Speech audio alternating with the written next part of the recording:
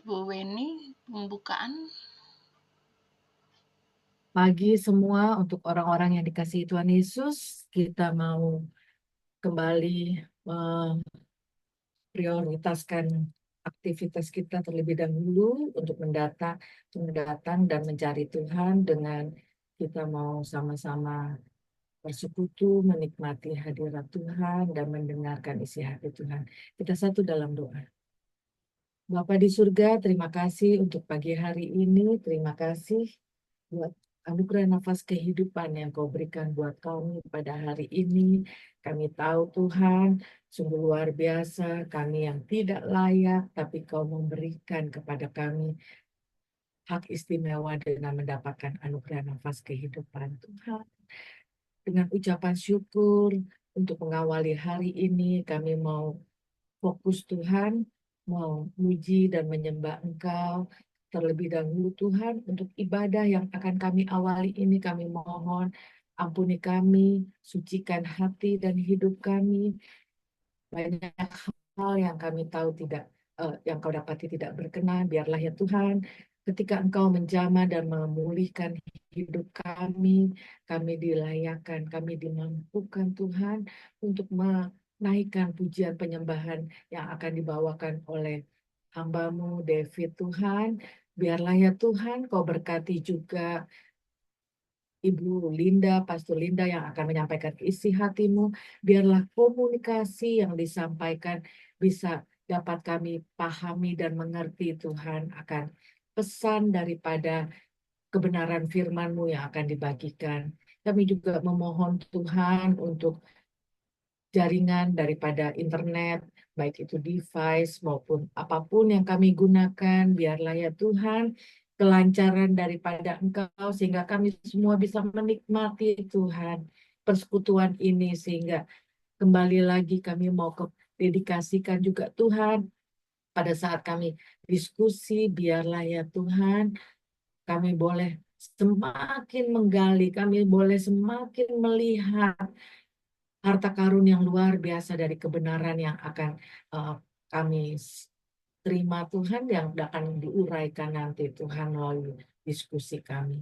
Terima kasih Tuhan untuk segala sesuatunya. Kami mau kembalikan segala hormat, puji, dan kemuliaan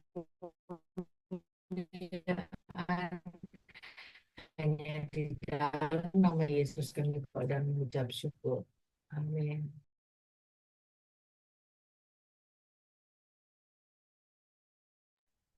Amin Tuhan. Sebelum kami mendengarkan firman-Mu Tuhan, kami mau siapkan hati kami mau menyembah Engkau, kami mau mengucap syukur untuk setiap kasih karunia-Mu Tuhan, yang kami terima pada pagi hari ini. Untuk kesetiaan-Mu Tuhan dalam hidup kami Tuhan, betapa Engkau mengasihi kami Tuhan pada hari ini Tuhan, sehingga kami masih dikasih kesempatan untuk bernafas, untuk berkarya lagi Tuhan, hari demi hari Tuhan. Dengan hati manusia untuk menyembah-Mu Tuhan. Haleluya Tuhan. Kau sungguh baik Tuhan dalam hidup kami Tuhan. Thank you, Jesus.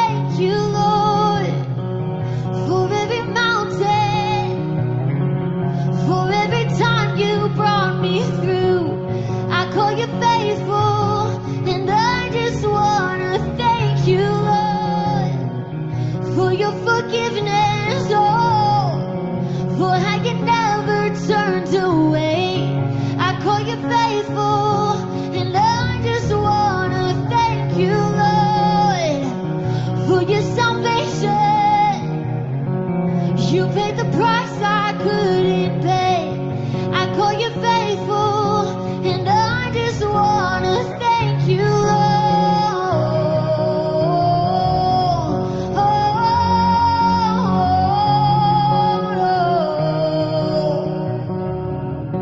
And I just wanna thank you, Lord.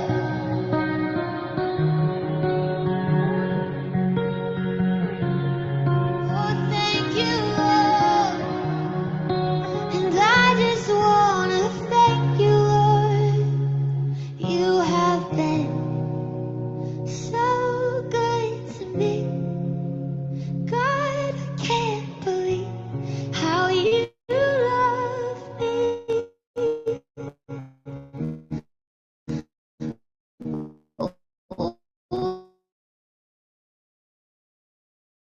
What a friend you have been, so good to me.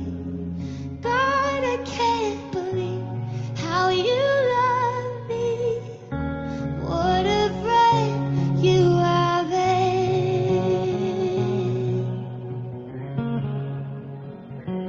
Jesus, friend like no other. What a friend you've been to me. I've seen your goodness all over my life, Lord.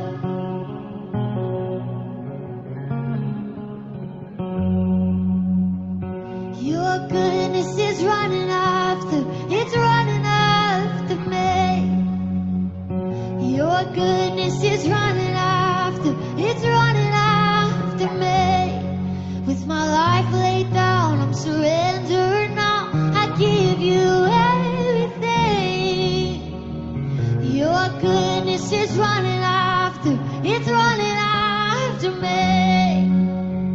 Oh, your goodness is running after, it's running after me. Oh, your goodness is running after, it's running after me. With my life laid down, I'm surrendered now. I give you everything. Your goodness is running after, it's running after me. And all my life you have been faithful. All my life you have been so, so good. With every breath that I am able, oh, I will sing of the goodness of God. I will sing of the goodness of God.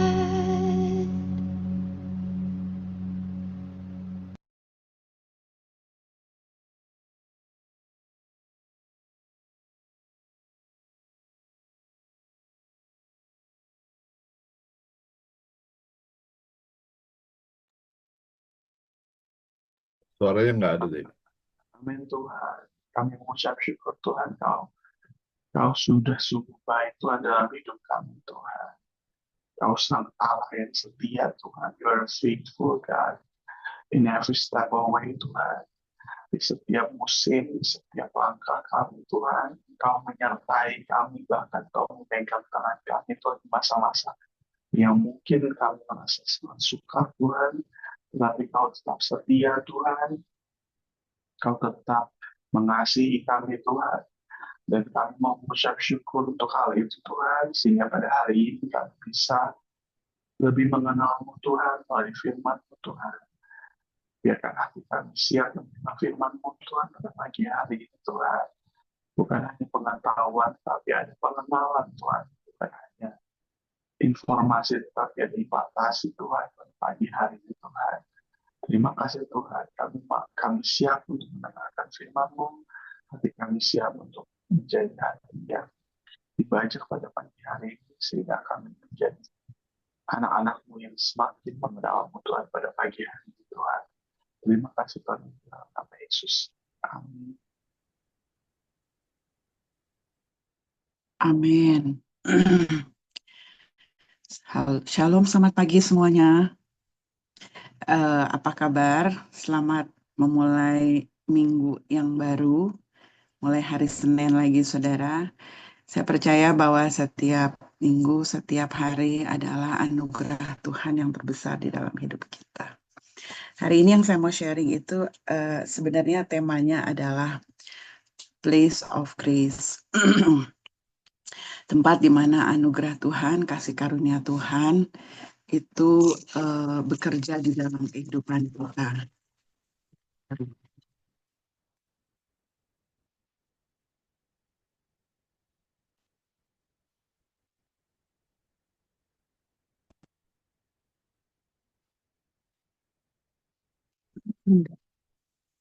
Sebelumnya mari kita berdoa.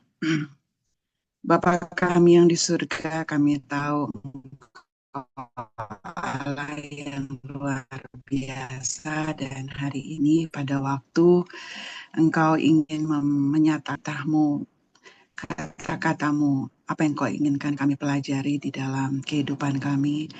Kami berdoa untuk setiap firman akan relate di dalam kehidupan kami sehari-hari. Dan setiap firman bukan hanya kami pelajari, kami ketahui, kami mengerti, kami pahami Tuhan. Tapi firman itu sungguh-sungguh akan menjadi buah, akan menjadi satu kenyataan yang kami alami juga di dalam kehidupan kami sehari-hari. Jadikan kami Tuhan penyambung lidahmu di dalam setiap firman juga Tuhan. Jadikan kami kitab yang terbuka untuk dibaca oleh semua orang, bahwa firman-Mu itu pun dibaca di dalam hidup kami ya Bapa. Terima kasih buat hari ini, berfirmanlah buat setiap dari kami. Pakai hamba-Mu Tuhan, kami percaya Tuhan yang menyertai setiap dari kami untuk dapat mengerti apa yang ingin Tuhan katakan pada pagi hari ini. Dalam nama Yesus kami berdoa dan mengucap syukur. Amin. Amin, saudara. Sorry, ini mati. Shalom, selamat pagi. Suara saya sudah cukup jelas. Kemarin katanya kadang-kadang suara saya hilang dan timbul. Jelas. Oke, jelas. Saya mau ambil di Markus 14. Kasih karunia yang memulihkan ya. Kalau saya mau mengatakan bahwa kasih karunia Tuhan diberikan kepada kita, kita tahu bahwa kita tidak layak mendapatkannya, tetapi kasih karunia itu sangat diperlukan, karena tanpa itu kita tidak bisa bertahan di dalam hidup ini, bahkan kita tidak bisa diselamatkan, karena kita tahu bahwa kita sangat memerlukan kasih karunia Tuhan. Place of grace, tempat di mana kasih karunia itu berada. Itu bukan tempat di mana ruangan atau keadaan, situasi, tetapi place of grace itu bicara mengenai, kalau saya secara pribadi mau mengatakan, adalah kita sendiri sebagai bait Allah yang hidup dan yang kudus. Amin. Dan hari ini kita tahu bahwa ini adalah mendekati dari Paskah. Dan kemarin ini adalah firman yang saya juga bagiin kemarin hari Minggu di gereja. Semoga ini juga bisa menjadi berkat buat kita semua di tempat ini. Ambil dari Markus 14. Ini kisah mengenai 2 hari sebelum Paskah sampai kepada Petrus menyangkal Tuhan Yesus. Jadi Markus 14 ayat 1 sampai ayat 72. Tetapi ada berapa highlight ayat yang saya mau sharing pada pagi hari ini. Kita semua, bahkan mungkin sebagian besar dari kita sudah juga menonton Last Supper ya. Dan di situ juga ada satu dengan film biasanya kita gitu ya. Jadi lebih mendalami, meresapi apa yang terjadi sebelum Tuhan Yesus disalibkan. Nah, hari ini saya mau highlight di dalam kisahnya Petrus. Karena Petrus banyak sekali dimention di ayat-ayat ini, saudara. Ya. Nah, sebelum kita mau baca di ayat ini, saya mau kita sama-sama mengerti bahwa Petrus itu, kalau kita kenal itu sebagai awalnya itu sebagai bagaimana Tuhan Yesus menamai dia Petrus, ya, sebelumnya adalah Simon. Dan kita tahu Simon ini atau Petrus ini yang sebenarnya artinya batu karang yang teguh, batu karang, saudara. Ini adalah salah satu pengikut Yesus yang paling bersemangat, paling lantang. Dan kita tahu Petrus itu orangnya sangat antusias, ya, tapi juga keras kepala, impulsif. Petrus punya banyak kelebihan di dalam kehidupannya, tetapi juga dia punya banyak kelemahan. Dan hari ini kita mau belajar mengenai Petrus di dalam 72 ayat. Waktu saya baca kemarin, saya mau ambil highlight apa yang sikap Petrus dan bagaimana Tuhan menanggapinya. Ya, itu nanti terakhirnya. Tapi ada beberapa poin dari sikap Petrus yang kita belajar hari ini. Itu mungkin menjadi sikap kita juga tanpa kita sadari. Amin. Di Markus 14 ayat 29 sampai 31, ya. Di situ kalau saya melihat bagaimana Petrus merasa dirinya hebat dan kuat, saudara. Di mana Petrus mengatakan di firman Tuhan,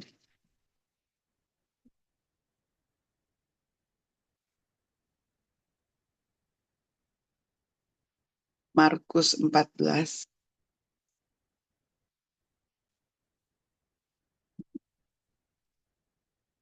ayat 27. Ya. Saya ambil di ayat 29. Di situ dikatakan demikian. Kata Petrus kepadanya, biarpun mereka semua terguncang imannya, aku tidak. Lalu kata Yesus kepadanya, sesungguhnya aku berkata kepadamu, pada hari ini, malam ini juga, sebelum ayam berkokok 2 kali, engkau telah menyangkal aku 3 kali. Namun dengan tegas Petrus berkata, sekalipun aku harus mati bersama engkau, aku tidak akan menyangkal engkau. Semua yang lain pun akhirnya berkata sama seperti Petrus.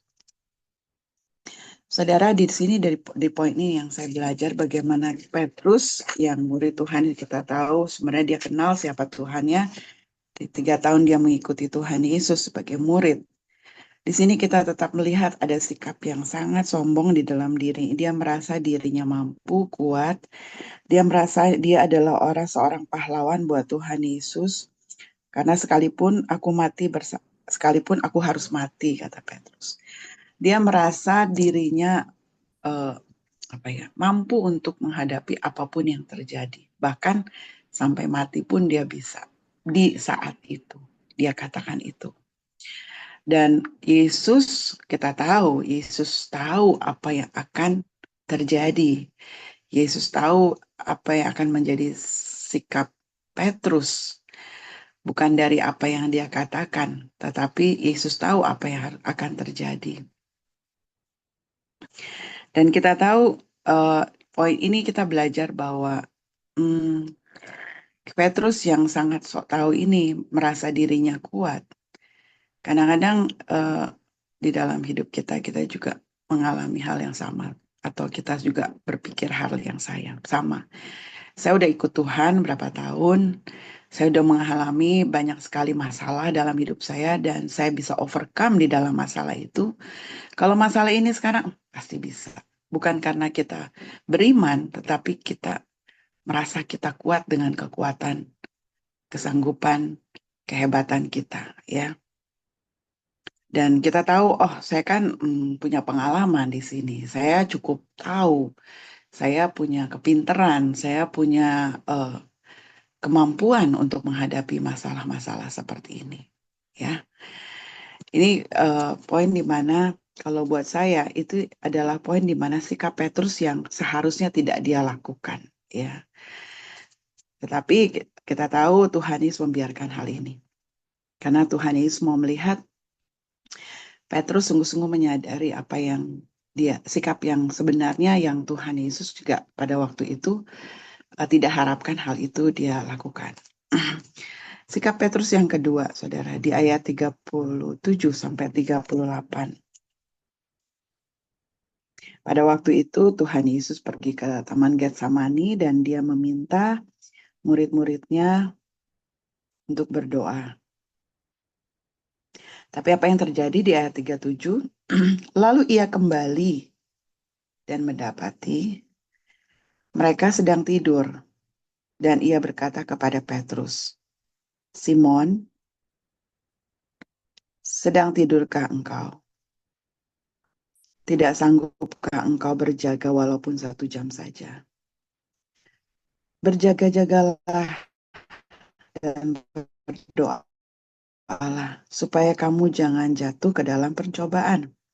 Roh memang penurut, tetapi daging lemah. Kalau di dalam TB2, di manusia itu lemah. Ayat 38, berjaga-jagalah dan berdoalah, supaya kamu jangan jatuh di dalam pencobaan yang tadi ya. Ayat 39, lalu ia pergi lagi dan mengucapkan doa yang sama. Ketika Yesus kembali lagi, ia mendapati mereka sedang tidur lagi, saudara. Sebab mata mereka sudah berat dan mereka tidak tahu apa yang harus mereka katakan kepadanya. Mereka nggak bisa bikin excuse lagi kepada Tuhan Yesus karena memang mereka tidur. Dan apa yang terjadi itu untuk ketiga kalinya. Jadi udah 3 kali ya mereka tidur. Ia kembali dan berkata kepada mereka, masihkah kamu tidur dan beristirahat? Cukuplah, saatnya sudah tiba. Lihat, Anak Manusia diserahkan ke tangan orang-orang berdosa. Kita lihat kelemahan Petrus saat itu pada waktu itu. Dia tidur, dia tidak berjaga-jaga. Dia merasa ini bukan sesuatu yang terlalu penting untuk dia berjaga-jaga dan berdoa. Karena Tuhan Yesus minta dia apa? Dia berdoa, dia berjaga-jaga. Ketidaktaatan Petrus seringkali mungkin ini yang terjadi di dalam hidup kita. Kita nggak taat gitu loh. Tuhan Yesus suruh kita berdoa, kita nggak berdoa. Tuhan Yesus suruh kita taat melakukan hal yang paling sederhana. Itu padahal menurut aku apa yang diminta Tuhan Yesus itu nggak susah-susah banget untuk ditaati ya saudara. Tuhan minta berjaga-jaga dan berdoa. Dan 3 kali Petrus dan teman-temannya ya, itu tidak melakukannya saudara.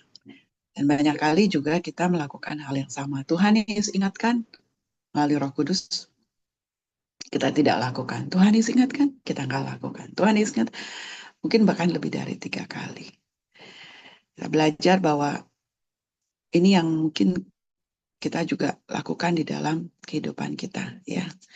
Poin yang ketiga tentang Petrus yang saya belajar.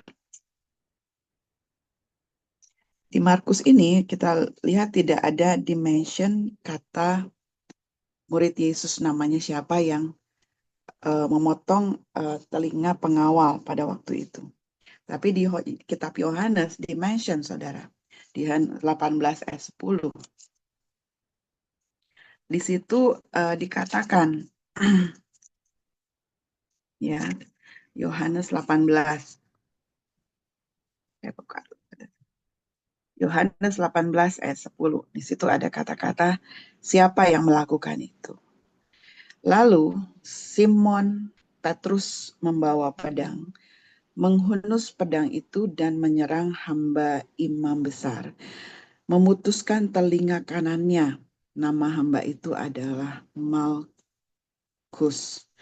Saudara, ini adalah satu poin juga di mana apa yang dilakukan Petrus itu sungguh bukan apa yang harus dilakukan murid-murid Tuhan Yesus. Memotong telinga ya.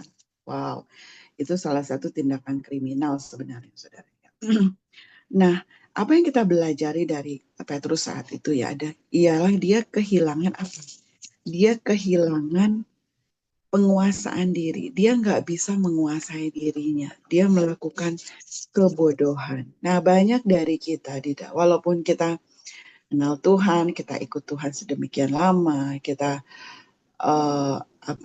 baca firman, kita mungkin berdoa, kita melakukan hal-hal yang rohani, kita melayani Tuhan. Tapi banyak kali kita bablas, saudara, melakukan kebodohan-kebodohan di dalam kehidupan kita. Bahkan di sini Petrus melakukan bahkan hal yang sangat kriminal, saudara ya. Tapi itu tidak jadi dipersoalkan karena Tuhan Yesus mengembalikan kembali kuping si Pak prajurit itu ya. Saudara, kita belajar ya. Kadang-kadang kita melakukan, bukan kadang-kadang, mungkin kita sering melakukan banyak kebodohan. Dari emosi kita singkat, waktu disalib modelnya kita salib balik, waktu ditegur kita tidak bisa terima, dan kita dengan emosi yang meluap-meluap kita membenarkan diri, padahal kita nggak tahu bahwa tujuan teguran itu yang terbaik buat kita, mendatangkan kebaikan buat kita. Ada banyak hal, akhirnya kita nggak mengerti apa yang Tuhan mau kita lakukan di dalam kehidupan ini. Apapun yang terjadi, kita tahu itu semua atas kedaulatan Tuhan, dan kita tidak melihat itu kedaulatan Tuhan. Kita mulai emosi, marah, dan nggak bisa menguasai diri kita dalam kita bertindak. Dalam 3 hal yang di atas, ada hal yang paling sekali sangat menyedihkan yang sebenarnya Petrus sudah lakukan.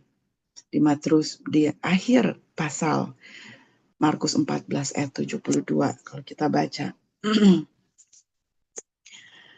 Sebelumnya Tuhan Yesus mengatakan, kamu akan menyangkal aku.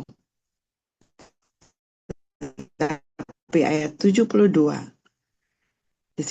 di ayat itu dikatakan demikian. Seketika itu juga berkokoklah ayam untuk kedua kalinya. Petrus pun teringat bahwa Yesus telah berkata kepadanya, sebelum ayam berkokok 2 kali, engkau telah menyangkal aku 3 kali. Di situ lalu menangislah ia terseduh-seduh. Dari beberapa hal sebenarnya dalam satu malam ini, saudara ya, Petrus sudah banyak melakukan kesalahan sebenarnya ya. Dari dia merasa sombong, dia nggak taat, nggak berjaga-jaga, dia kehilangan penguasaan diri. Yang terakhir, dia menyangkal Tuhan Yesus. Gak ada murid yang menyangkal Tuhan Yesus, cuma dia. Dan place of grace pada hari ini yang saya mau sharing. Bagaimana pada waktu Petrus di sini dikatakan menangis terseduh-seduh. Itu dia mengalami pertobatan yang mendalam, sangat mendalam setelah dia menyangkal Yesus. Sebelumnya apa yang dia lakukan buat dia, ya oke lah saya melakukan ini, kelemahan ini.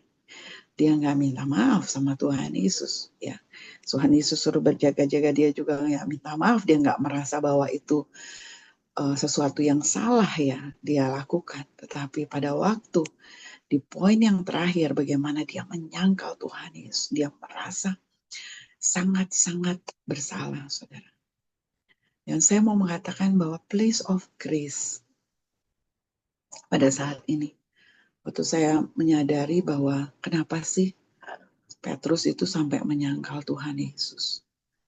Sebenarnya hatinya kan baik, nggak mungkin lah dia punya rencana untuk menyangkal Tuhan Yesus. Rencananya dia akan berdiri. Saya tadi sampai mati buat Tuhan Yesus. Tapi pada waktu diperhadapkan, ditanyakan, kamu kan yang bersama-sama dengan dia, kamu kan salah satu dari mereka. Dengan segitu cepatnya dia menjawab, bukan saya.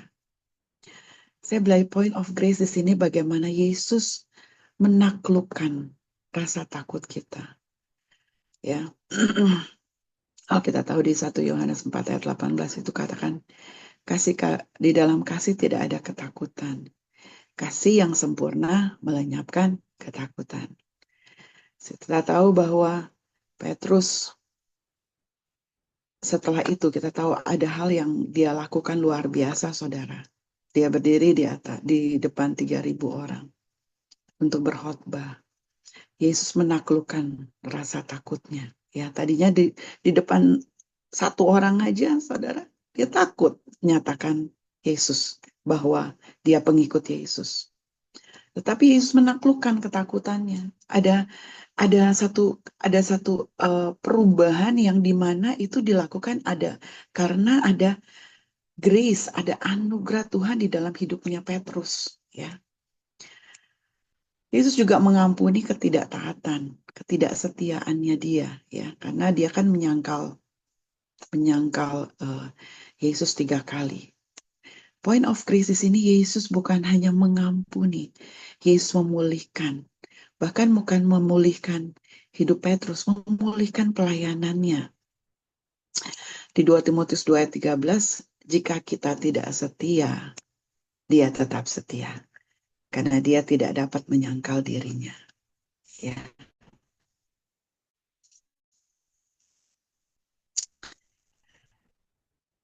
Di poin di mana Petrus tidak bisa menguasai emosi, dia cepat mengambil keputusan.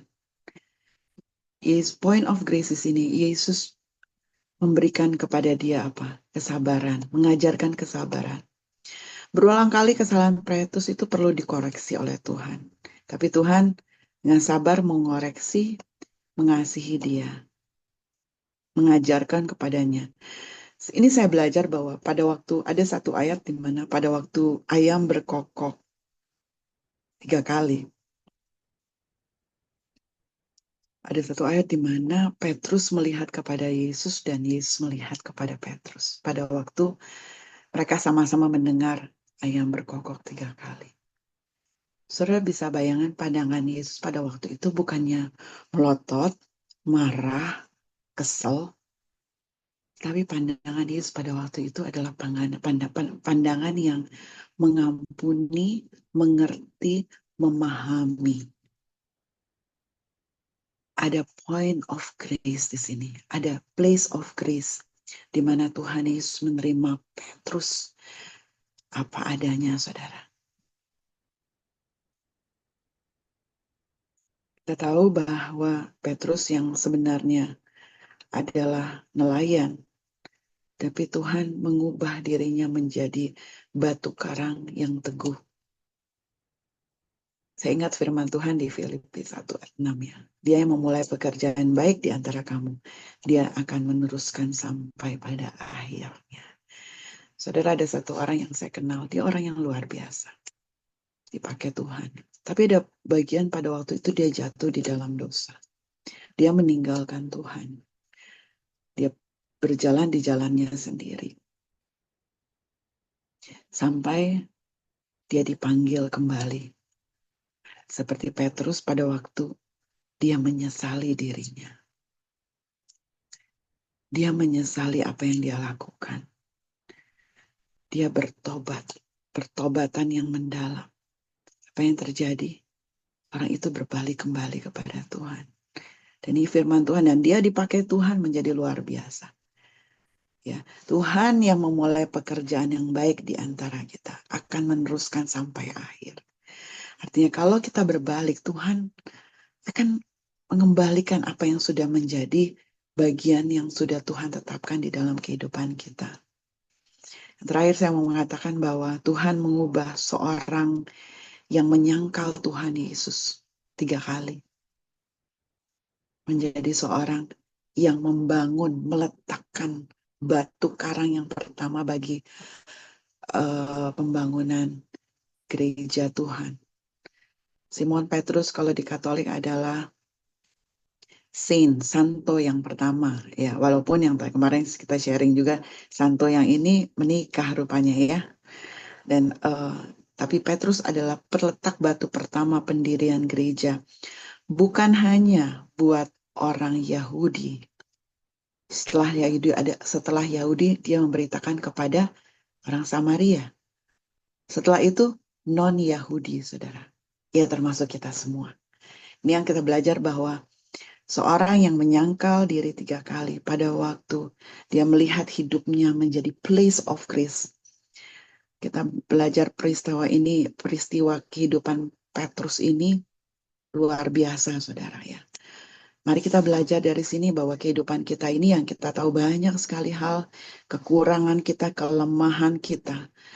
Kita bukan hanya menyesal seperti Yudas menyesal dan bunuh diri, menyalahkan diri tidak. Tetapi menyesal untuk bangkit. Yang tadinya kita adalah budak biasa saja, orang biasa, orang yang mungkin tidak dianggap oleh dunia, tapi menjadi pahlawan bagi Tuhan. Amin, saudara. Mari kita berdoa. Bapa yang di surga, kami tahu Tuhan, firman ini membuat kami kuat kembali menyadari siapa kami, bukan hanya orang biasa, karena Tuhan yang memulai sesuatu yang baik di antara kami akan menyelesaikan. Kami adalah place of grace, Tuhan, tempat di mana anugerah Tuhan bekerja di dalam kehidupan kami. Perubahan-perubahan yang terjadi bukan karena kuat dan gagah kami, tapi ada karena kasih karunia Tuhan yang memulihkan, yang mengangkat kami, membawa kami Tuhan ke tempat yang harusnya kami ada, karena Tuhan yang dengan anugerah Tuhan ya Bapa memampukan kami Tuhan, mengembalikan Tuhan apa yang harus kami lakukan di dalam kehidupan kami. Terima kasih Tuhan, terima kasih untuk hidup ini, hidup kami. Terima kasih Engkau mempercayai semua apa yang kami sudah lakukan di dalam hari-hari ini. Kalau kami adalah seorang pekerja, kami dipercaya menjadi pekerja. Kami ibu rumah tangga, Engkau percayai. Kami pelayan Tuhan, Kau mempercayai semuanya itu untuk kemuliaan nama-Mu Tuhan. Karena di dalam situ Tuhan ada anugerah Tuhan yang bekerja. Dan itu anugerah yang luar biasa ya Bapak. Terima kasih Tuhan, dalam nama Yesus kami berdoa dan mengucap syukur. Amin. Amin. Amin. Terima kasih Pastor Linda untuk kebenaran firman-Nya yang sangat luar biasa, di mana kita kembali diingatkan mengenai kasih anugerah yang kita terima, yang kita tidak layak sebenarnya menerimanya. Kita mau satu dalam doa, berdoa syafaat. Bapa di surga, terima kasih di pagi yang indah ini kembali Kau mengingatkan kami tentang begitu kasih setiamu kepada kami yang mencari Engkau, begitu kasih setiamu yang tidak bisa Kau hindari Tuhan, karena Engkau adalah Allah yang penuh kasih, Allah yang setia. Tuhan, pada pagi hari ini kami mengucap syukur kembali akan pengajaran yang kami terima Tuhan mengenai narasi daripada Petrus, bagaimana dia seorang yang Simon berubah menjadi seorang Petrus Tuhan, batu karang yang akan mendirikan jemaat-jemaat. Tuhan, kami mengucap syukur, kami mau menyerahkan, melepaskan berkat juga untuk hamba-Mu, yaitu Ananda David, yang sudah Kau pakai luar biasa di masa mudanya. Dia sudah melayani Engkau. Tuhan, kami percaya Kau akan terus perluas area pelayanannya. Kau akan tambahkan kapasitas di dalam, bukan hanya dia menerima pengetahuan akan Engkau, tapi dengan pertolongan Roh Kudus, kasih anugerah-Mu memampukan hamba-Mu ini, anak muda ini bisa menjadi pelaku firman-Mu, sehingga setiap apa kerinduan dia untuk bisa membawa jiwa-jiwa mengenal akan Engkau. Ketika perkataan yang keluar dari mulutnya itu kata-kata yang membangun iman orang yang mendengar, kata-kata yang membawa orang untuk rindu Tuhan, menerima Engkau sebagai Juru Selamat dan Tuhan dalam hidupnya. Kau berkati anak muda ini Tuhan, David, dalam pelayanannya, dalam pekerjaannya, di tengah keluarga besarnya, baik yang belum mengenal Engkau, biarlah dia boleh menjadi kesaksian yang hidup Tuhan, bahwa ketika dia memiliki Allah yang dia andalkan, dia dimampukan Tuhan bukan hanya menyampaikan akan kesaksian, tapi dia berani mengakui akan imannya kepada Tuhan. Tuhan, terima kasih untuk hamba-Mu ini, kami percaya masa depan pasangan hidup yang takut akan Engkau, yang mengenal Engkau, yang bisa membawa dia hidup lebih melekat lagi kepada Engkau, dan bisa hidup yang selalu bisa menyenangkan Engkau. Terima kasih Tuhan. Kami juga mau menyerahkan hamba-Mu, Pastor Linda, yang sudah Kau pakai, yang sudah menyampaikan isi hati-Mu dengan melalui komunikasi, bagaimana kami harus belajar dari Petrus, Tuhan. Pribadi yang tidak sombong, untuk kami diingatkan untuk itu Tuhan. Untuk kami tidak sombong rohani. Terima kasih Tuhan, Kau berkati hamba-Mu ini, Pastor Linda, baik dalam pekerjaan, pelayanan, maupun dimanapun dia berada. Kami tahu Engkau telah menitipkan hati-Mu kepada Pastor Linda untuk memiliki belas kasih kepada orang-orang yang dia jumpai, untuk dia memberitakan Tuhan kabar baik, kabar keselamatan, Injil kepada orang-orang yang begitu haus Tuhan, begitu mereka dibebani oleh kehidupan mereka, tapi biarlah melalui perkataan, melalui perbuatan dari Pastor Linda, banyak jiwa-jiwa yang dimenangkan Tuhan. Kami menyerahkan akan suaminya, Pak Wawan, biarlah dalam keterbatasan kesehatannya, dia juga, kami percaya Kau masih memakai dia selama dia hidup, biarlah dia juga bisa menjadi orang-orang yang bisa menyampaikan Injil Tuhan, bukan hanya kepada jemaatnya, tapi juga kepada keluarga besarnya Tuhan, di mana kami tahu Tuhan kerinduan hati Pak Wawan untuk seluruh keluarganya, tidak ada yang luput menerima kasih anugerah Engkau. Dan kami mau menyerahkan Tuhan kesempatan daripada Pastor Wawan menyampaikan kabar baik ini kepada keluarga besarnya, dan apapun perbuatan yang Pastor Wawan lakukan itu bisa mencerminkan bahwa dia adalah anak Allah yang mendapatkan kasih anugerah keselamatan yang daripada Engkau.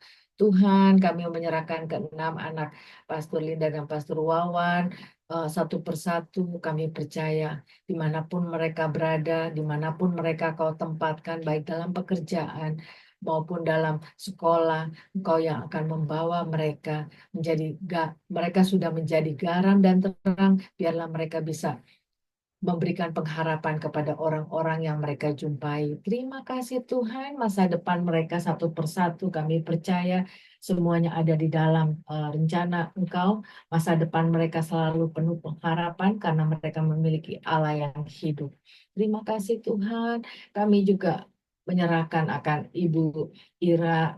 Tuhan, kami mengucap syukur untuk kebersamaan kami melalui PBS ini yang sudah difasilitasi oleh Ibu Ira. Kau berkati Ibu Ira Tuhan, dimanapun, apapun, dan siapapun yang dia temui Tuhan, biarlah Ibu Ira bisa menceritakan, bisa membagikan dengan respon kasih yang dia bagikan kepada orang-orang, baik itu kepada keluarga, kepada tetangga, baik itu kepada lingkungannya Tuhan. Biarlah Ibu Ira bisa terus Tuhan menyampaikan akan kasih anugerah kepada orang-orang yang belum mengenal akan Engkau. Tuhan, kami menyerahkan suaminya Bapak Ivan Mapa.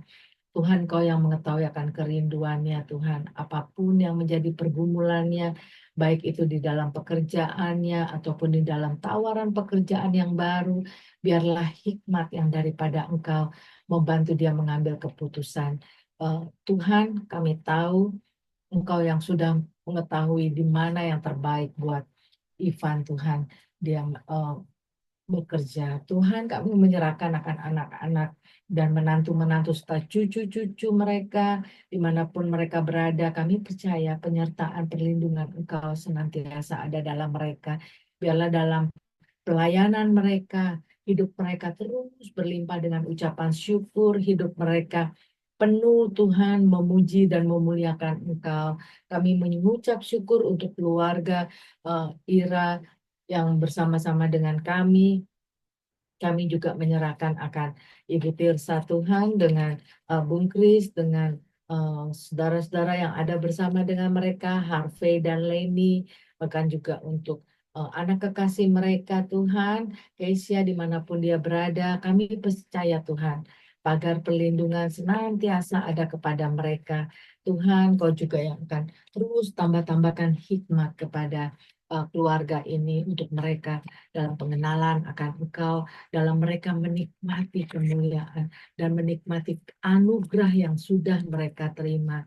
Terima kasih Tuhan, kami juga menyerahkan akan Ibu Fani, akan Mami Tina Diana, orang tua kekasih kami ini di masa usia indahnya Tuhan, kami percaya Engkau akan terus Tuhan, karya-karya ilahi yang akan Kau singkapkan kepada Mami, untuk Mami bisa bagikan Tuhan kepada siapapun yang Mami temui, biarlah Mami boleh menjadi instrumenmu untuk memberitakan akan kasih anugerah yang sudah Mami terima. Tuhan, kami menyerahkan juga akan Ibu Fani dengan segala kegiatan, dengan segala pelayanannya dan aktivitasnya, baik itu di rumah ataupun di luar. Tuhan, kami percaya apapun yang menjadi kerinduan dan pergumulan ke dalam kehidupannya, kasih anugerah-Mu lebih dari cukup buat Ibu Fani Tuhan.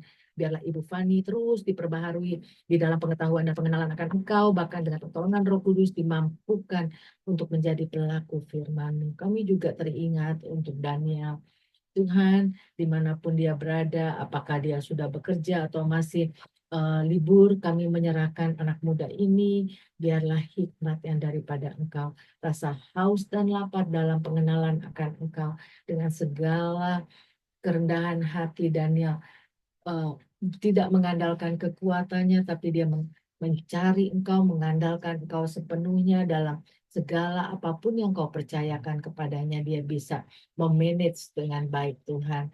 Dia bisa menggarap segala sesuatunya. Jadi ketika pemilik anggur itu datang, Engkau bisa mengatakan bahwa anak muda ini adalah anak muda yang taat dan setia. Terima kasih Tuhan, kami menyerahkan PBS, biarlah PBS ini juga bisa dipakai menjadi sarana untuk menyampaikan akan kabar baik tentang kasih anugerah yang Kau curahkan kepada orang-orang yang percaya kepada Engkau, orang-orang yang tersesat, terhilang, orang-orang yang terbeban berat. Tuhan, kami menyerahkan siapapun Tuhan pendengar yang mendengar baik di sosial media maupun di channel YouTube. Tuhan, kami rindu Tuhan ini bisa dipakai menjadi alat-Mu untuk membawa orang-orang mengenal akan kebenaran firman-Mu.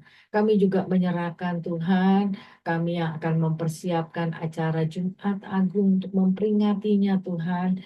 Tuhan, kami menyerahkan, kami tahu Tuhan, Engkau tahu kerinduan kami bukan hanya mau tatap muka, tapi kerinduan kami untuk bersama-sama Tuhan, mengucap syukur untuk karya-Mu yang luar biasa 2000 tahun yang lalu. Kami rindu kami mendapatkan lawatan jamahan-Mu. Kami rindu untuk kami bisa mengekspresikan sukacita kami Tuhan, bahwa kami yang tidak layak, Engkau layakkan ketika Engkau mau menggantikan kami di kayu salib Tuhan. Terima kasih Tuhan untuk tempat, untuk waktu, untuk segala sesuatu acara. Biarlah ya Tuhan, dalam pertemuan itu kami menikmati sukacita yang daripada Engkau. Kami menikmati pemulihan lebih lagi Tuhan. Kami dimerdekakan oleh kebenaran firman-Mu. Berkati ibadah nanti Tuhan, ibadah Jumat Agung kami, dari mulai kami juga WL dan pemain musik, Kau berkati, bisa membawa kami Tuhan menikmati hadirat-Mu, bisa membawa kami melihat kebaikan kemurahan Engkau. Kau berkati juga hamba-Mu nanti akan menyampaikan kebenaran firman-Mu. Biarlah setiap mulutnya Tuhan, kata-kata yang kebenaran yang akan disampaikan bisa menguatkan iman kami, bisa meneguhkan iman dan pengharapan kami. Tuhan, terima kasih. Kami juga menyerahkan akan umat-umat-Mu yang nanti jemaat-Mu yang akan bersama-sama dengan kami Tuhan, biarlah kami bisa sama-sama bersekutu memperingati Jumat Agung itu Tuhan. Kami menyerahkan Tuhan acara Jumat Agung nanti di Bogor Green Forest, biarlah Tuhan ada kemenangan, ada kemerdekaan ketika kami nanti 3 hari kemudian kami merayakan akan kemenangan kami ketika Engkau bangkit. Tuhan, kami menyerahkan akan bangsa dan negara kami juga Tuhan. Kami percaya hati-Mu ada di bangsa dan negara kami. Engkau telah menitipkan hati-Mu kepada anak-anak-Mu sebagai warga negara ini. Biarlah kami boleh ambil bagian Tuhan untuk bangsa dan negara kami. Kau berkati para pemimpin Tuhan. Biarlah para pemimpin ini boleh menjadi orang-orang yang bisa membawa Tuhan. Rakyat Indonesia ada mengalami kemajuan, keadilan yang merata Tuhan. Kami rindu kemuliaan Engkau dinyatakan di bangsa dan negara kami. Terima kasih Tuhan. Sebelum kami akhiri doa kami ingin berdoa seperti yang sudah Engkau ajarkan ya Tuhan Yesus. Doa Bapa kami, mari kita sama-sama buka suara. Bapa kami yang ada di surga, dikuduskanlah nama-Mu. Datanglah kerajaan-Mu, jadilah kehendak-Mu di bumi seperti di surga. Berikanlah kami pada hari ini makanan kami yang secukupnya, dan ampunilah kesalahan kami seperti kami juga mengampuni orang yang bersalah pada kami. Dan janganlah membawa kami ke dalam pencobaan, tapi lepaskanlah kami daripada yang jahat, karena Engkau-lah yang punya kerajaan dan kuasa dan kemuliaan sampai selama-lamanya. Amin. Dipersilakan Pastor Linda tutup doa berkat. Terima kasih.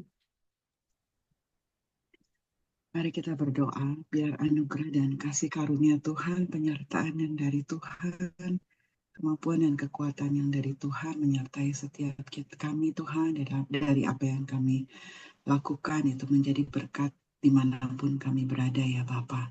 Kami berdoa juga untuk supaya apapun yang kami lakukan Tuhan itu adalah dampak daripada kasih karunia Tuhan di dalam hidup kami.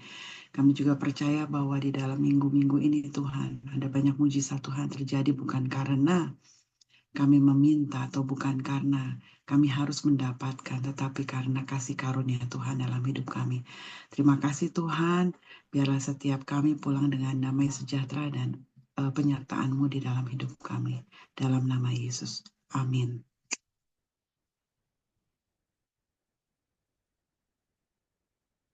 Amin. Terima kasih Bu Linda atas firman Tuhan yang luar biasa. Bagaimana kita bisa melihat beberapa sudut pandang yang bagaimana sikap Petrus ya. Dia pertama ada beberapa poin yang saya tulis di sini. Dia merasa bahwa dia mampu. Dia adalah orang yang sombong ya. Poin kedua, bagaimana didapati Petrus tertidur gitu, enggak taat ya atas perintah Tuhan ya. Sehingga poin ketiga di mana kita boleh belajar bagaimana dia emosi, dia memotong telinga dari tentara tersebut, hilangnya penguasaan diri. Nah, di sini kita belajar bagaimana place of grace ya. Oke, silakan. Ada yang mau mulai diskusi kita hari ini? Bagaimana kita belajar, kita bukan hanya pendengar, kita adalah pelaku. Jadi kita ada pertanyaan atau ada masukan dari kita masing-masing, silakan. Gitu. Bagaimana kita melihat Petrus dari sudut pandang kita? Ya. Sudut pandang kita ketika dia tidak melakukan, dia nggak taat, bagaimana dia yang sombong ini gitu. Terus bagaimana sikap dia, emosional dia ketika Yesus ditangkap. Oke, silakan. Mami Tina Diana bisa mulai. Ya, baik. Terima kasih. Shalom semuanya, Pastor Linda. Shalom, Pastor Linda. Shalom. Shalom, Pastor Kemal, beserta Ibu. Shalom, Semuanya Mami. kita, maupun Shalom. anakku, cucuku, David yang terkasih. Shalom, nak. Luar biasa kau ya, masih muda tapi luar biasa Tuhan pakai.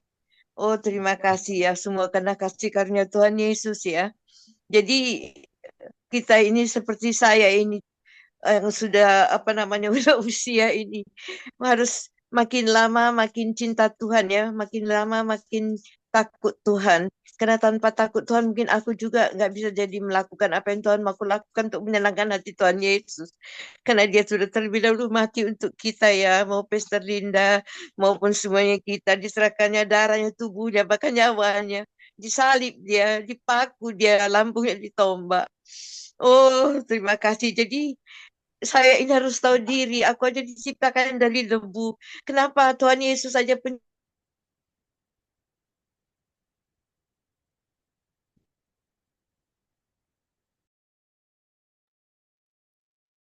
Mute, Mami.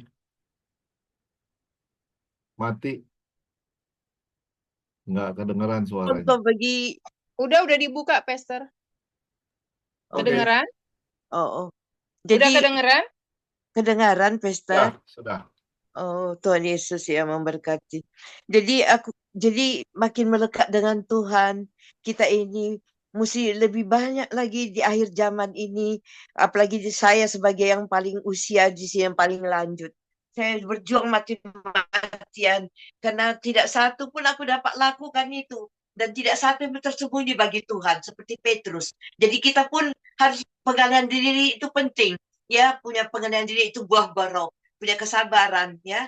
Pertama kasih, sukacita, damai sejahtera, kesabaran, kemurahan, kebaikan, kesetiaan, kelembutan, puasan diri. Tanpa pengenal, tanpa ada buah-buah roh, tidak satu pun aku dapat melakukannya. Itu pun bukan itu. Semuanya seperti Pastor Linda bilang, menjadi apa? A place of God. Ya, itulah tempat kasih karunia Tuhan Yesus saja melalui dimanapun ku berada. Aku harus menjadi pelaku firman, berjuang mati-matian supaya aku menjadi garam, menjadi terang bagi kanan kiri muka belakang. Supaya aku goal nanti kapan Tuhan datang, kita semuanya juga goal. Tanpa pelaku firman tidak satu kita goal. Terlebih untuk aku harus menjadi warisan imam keluarga di PBS, menjadi tiang doa bagi semua orang yang lebih muda dariku. Jadi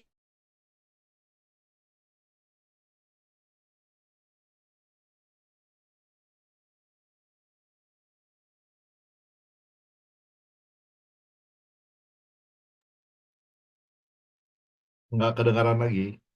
menjadi pelaku firman. Karena Roh Kudus sanggup menolong kita, Roh Kudus menolongku. Supaya nanti pada hari pengangkatan tidak satu pun kita yang binasa. Semua kita ikut bersama-sama dengan Tuhan Yesus di aun-aun permai. Itulah perjuangan kita yang akhirnya. Karena tanpa pelaku firman kita tidak goal. Amin. Kita lahir baru, hidup baru. Menjadi berkat bagi banyak orang. Menjadi berkat bagi kanan kiri. Udah, tadi Mami udah bilang. Orang yang benar Tuhan. Ya, terima kasih Allah Roh Kudus sanggup menolong kami sebagai PBS. I love you Lord Jesus. Thank you so much. Just in the name of Jesus, everything is okay. Amen. Haleluya. Amin. Luar biasa, Mami. Punya semangat. Ya. Oke, siapa lagi? Ada yang mau masuk? Tirsa, Bu Tirsa. Nanti Bu Tirsa ada. Kalau memungkinkan bisa jawab, kita komen silakan. Bu Tirsa masih ada. Yolanda, Tirsa, Ruhebrecht. Saya lebih menekankan kepada Petrus ya. Petrus itu pribadi yang boleh dikatakan unik ya. Walaupun dia pernah menyangkal 3 kali, tetapi dia tetap menjalani tanggung jawabnya gitu loh. Bahwa dia tidak bergeser gitu daripada pakemnya lah gitu istilahnya ya, tidak bergeser. Nah di sini saya cuma mau memberikan tanggapan aja gitu ya, bahwa setiap kita juga kadang-kadang punya sikap yang seperti itu ketika kita mengalami kesusahan ya. Ketika kita mengalami kesusahan, kita mau coba melenceng gitu daripada apa yang Tuhan sudah tetapkan untuk kehidupan kita. Namun di balik semuanya itu, kalau kita kembali lagi kepada percaya, kembali lagi kepada keyakinan kita bahwa apa yang Tuhan firmankan, apa yang Tuhan janjikan kepada kita, ya dan amin, maka kesadaran dari diri kita sendiri itu akan muncul gitu untuk tidak melakukan hal yang tidak berkenan di mata Tuhan. Itu aja sih yang saya bisa tangkap pagi hari ini yang kita sharingkan bersama. Tuhan berkati. Ya, terima kasih Bu Tirsa. Ya, kalau saya boleh ambil kesimpulan beberapa ini, ada dua yang menarik ya. Kita taunya menyangkal ya, penyangkalan. Petrus menyangkal. Tetapi di sini ada dua topik yang bikin kontras, yaitu pengakuan atau penyangkalan. Ada dia mau mengakui Yesus atau penyangkalan. Either seorang mau mengaku Yesus adalah Tuhan, ya, Yesus adalah Tuhan dan Tuhan adalah juru selamat dalam hidupnya. Artinya apa? Ketika dia mengaku Tuhan, dia juga percaya ya. Dia mengaku bahwa ada kepercayaan dia. Jadi gambaran-gambaran ini, dan kalau saya lihat ini kita nggak bicara di sini yang lainnya mana gitu. Murid-murid yang lainnya mana, kita tahu kan ada Yohanes yang dekat sama Yesus.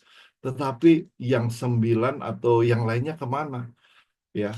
Tapi walaupun bagaimana ya, kita bisa lihat ya, Petrus itu memang betul gitu dalam konteks ini dia menyangkal, tetapi dia ada di sekitar situ. Ya, sebetulnya dia bisa mempunyai apa ya, kesempatan untuk dia yang lainnya mungkin melarikan diri gitu. Tetapi dia ada di sekitar situ, itu satu poin juga buat kita. Dia bisa melihat dari jauh aja, itu satu poin juga buat kita. Coba nggak ditulis di sini mana yang lainnya. Jadi ada ketika kita juga dalam kehidupan kita kadang-kadang secara nggak sadar kita menyangkal. Kita nggak memperlihatkan identitas Yesus dalam kehidupan kita. Ya mungkin nanti bisa dikembangkan sama yang teman-teman di sini. Bagaimana kita nggak mengakui dengan apa ya? Bersaksi itu adalah satu pengakuan juga bahwa kita ini murid Kristus gitu. Ketika kita bikin pengakuan bahwa kita adalah murid, kita menyatakan bahwa kita itu adalah murid Tuhan gitu. Kita ada di sekitar situ. Jadi di sini ada pengakuan dalam konteks ini ya, kalau saya lihat. Tapi yang dia ambil adalah dalam konteks ini adalah bagaimana Petrus menyangkal gitu.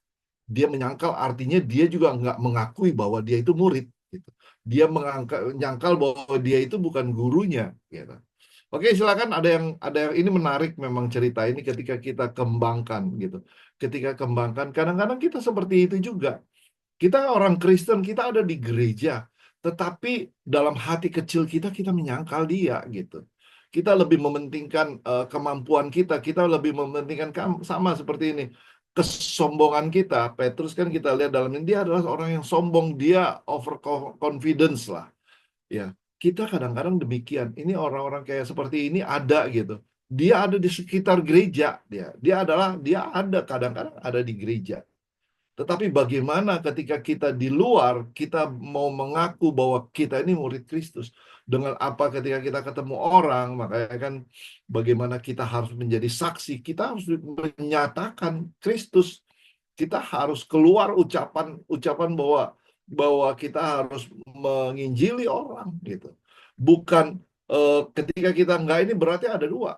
Antara kita nggak mengakui Yesus, kita menyangkal, kita ada di sekitar situ, tetapi kita tidak menyampaikan kabar baik.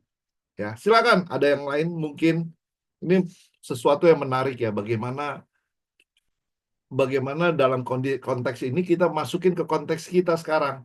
Konteks kita, terus kita masukin dalam konteks bagaimana kita masuk masa di mana Tuhan Yesus lagi mempersiapkan diri untuk apa? Untuk kematian dia. Oke, silakan. Ada Bu Ira.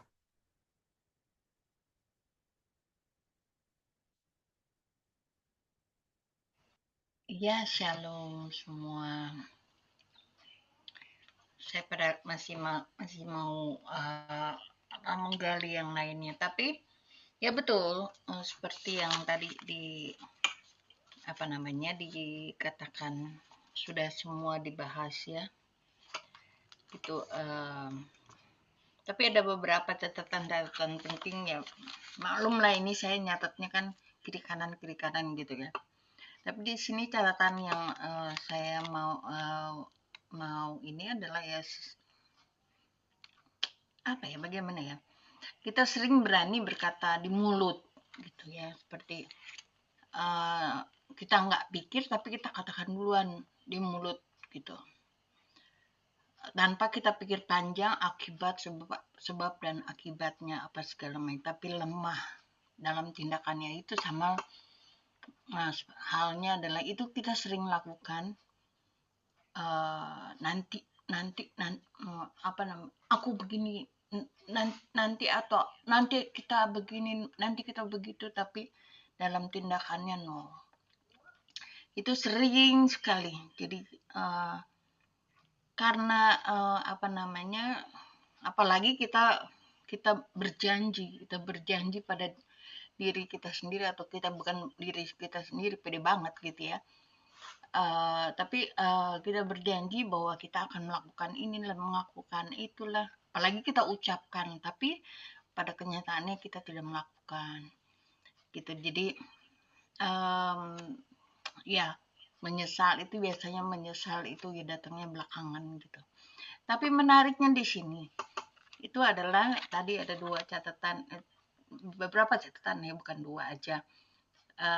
Apa namanya, dari Pastor Linda tadi mengatakan ini ada dua yang saya catat betul-betul gitu, adalah sikap Petrus dan tanggapan Tuhan. Ya kan? Jadi sikap Petrus yang melakukan hal yang seperti tadi kita lakukan. Tapi bagaimana tanggapan Tuhan Yesus? Tuhan Yesus itu memulihkan Petrus. Dia memulihkan, tidak memandang rendah Petrus, memahami, mengampuni, bahkan apa ya, Petrus itu tetap menjadi martirnya nomor 1 ya kan, seperti kita ketahui tadi sudah disempat dikatakan oleh Pastor Linda bahwa dia menjadi paus yang pertama, dan kemarin juga kita sempat diskusikan bahwa paus pertama itu siapa gitu ya. Jadi ya Petrus itu pembuktian, tempat pemulihan lingkup belas kasih Tuhan dan perjanjian yang baru. Jadi perjanjian yang baru antara Tuhan dan Petrus itu sendiri. Itu yang baru saya catat, dan kita tahu bersama bahwa apa namanya, kelemahan kita itu apa ya,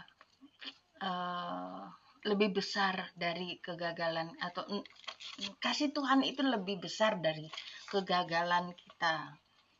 Jadi dan kita yakin bahwa kita bisa bangkit lagi menjadi saksinya yang hebat karena kita disempurnakan dan dipulihkan. Itu sih tambahan dari saya. Terima kasih kesempatannya, Pastor Kemal, Pastor Linda, terima kasih untuk sharing firman, dan kita bisa belajar Bible study pagi hari ini dengan membawa bekal untuk kehidupan kita ke depannya. Terima kasih, Tuhan Yesus memberkati. Ya, terima kasih Bu Ira ya atas input masukan. Oke, ada lagi yang lain? Pastor, ini Mami mau nyampaikan, mungkin yang tadi dia agak kemis itu dengan yang dia baca hari ini. Oke, silakan Minta Mami. waktunya mungkin 1 menit aja lah, 1 menit aja. Jadi kita janganlah sampai seperti Petrus, karena kita manusia ya. Jadi tetap, mungkin saya juga gitu. Jangan jatuh-jatuh, bangun jatuh bangun. Seperti ayat 72 ya, Mas Markus 14. Dan pada saat itu berkokoklah ayam untuk kedua kalinya. Maka teringatlah Petrus bahwa Yesus telah berkata kepadanya, sebelum ayam berkokok 2 kali, engkau telah menyangkal aku 3 kali. Lalu menangis saya terseduh-seduh. Tapi kasih Yesus luar biasa ya. Yesus nggak marah sama Petrus, nggak sampai dibilang nggak nyahlah kau ya. Nggak. Begitulah kasih Yesus luar biasa sama kita, sama saya ya. Jadi kita harus kuat sekali ya. 24 jam itu kita bergantung kepada Allah Roh Kudus. Roh Kudus itu kan roh penolong kita. Jadi tanpa Roh Kudus tidak satu pun aku dapat menjadi melakukan apa yang seperti Tuhan Yesus mau kita lakukan Amin. untuk dia. Itu satu saja. Untuk itu saya harus berjuang. Selalu aku bilang Roh Kudus. Pertama juga aku bilang kalau kita bangun berdoa memuji Tuhan, Roh Kudus kau hadir di sini, di hatiku, di pikiranku. Jadi kita undang Allah Kudus karena kekuatan kita sendiri tidak satu pun kita Amin. bisa melakukan itu.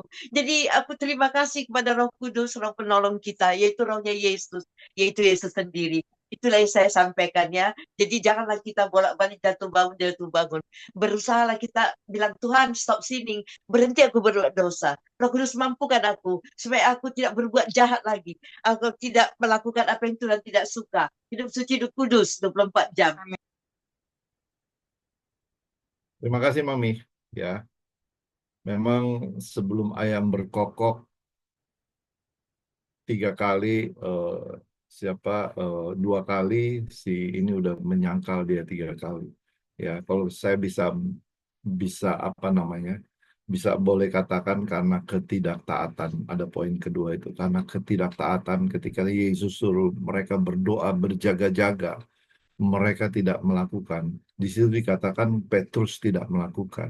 Ya, sebetulnya apa yang dikatakan orang-orang itu kepada Petrus di sini dikatakan dia ngerti apa yang dikatakan, bukan nggak tahu. Petrus tahu apa yang dikatakan orang itu, bukan tidak tahu, tetapi dia pura-pura tidak tahu.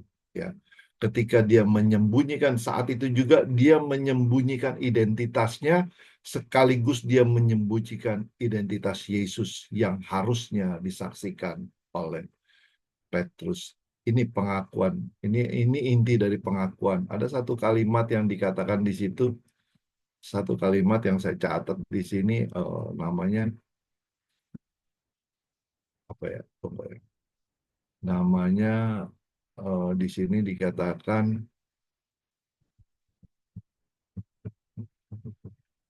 ada satu kalimat di situ dikatakan gambarannya ambivalen. Ambivalen yaitu antara dia itu dalam ambivalen itu antara mengikut atau tidak mengikut. Jadi antara dua gitu. Dia ketika apa? Ketika ada keraguan-raguan dalam kehidupan dia gitu. Ketika dia mengikut tapi dia ikutnya dari jauh gitu. Dia ikut dari jauh dan dia menyangkal gitu. Jadi memang di sini memang mengikuti Yesus ketika kita tidak mempersiapkan diri kita bisa menjadi ambivalen seperti ini. Jadi itu yang sangat menarik buat saya. Oke, silakan ada yang lain. Bu Fani. Terakhir Bu Weni. Oh ya, ada David. Bu Fani silakan. Baik. Kalau dari saya sih nggak terlalu banyak karena semua udah disampaikan ya, bahkan udah lebih dari banyak yang menyampaikan pada hari ini. Kalau yang saya tangkap itu memang itu kan panjang ya, Pastor ya. Dari yang ayat 1 sampai 72 itu kan sebenarnya Tuhan Yesus itu kan mau masuk masa-masa dia akan disalibkan. Tapi itu luar biasanya. Dia tahu setiap isi hati orang. Bahkan orang itu belum ada pun dia udah tahu orang itu nanti kalau lahir dan akhirnya endingnya seperti apa. Kita udah sama-sama pernah belajar. He know about us itu the end of our life from the beginning gitu. Jadi dia tahu tuh Petrus itu akan menyangkal dia. Tapi di situ dia mau lihat gitu loh.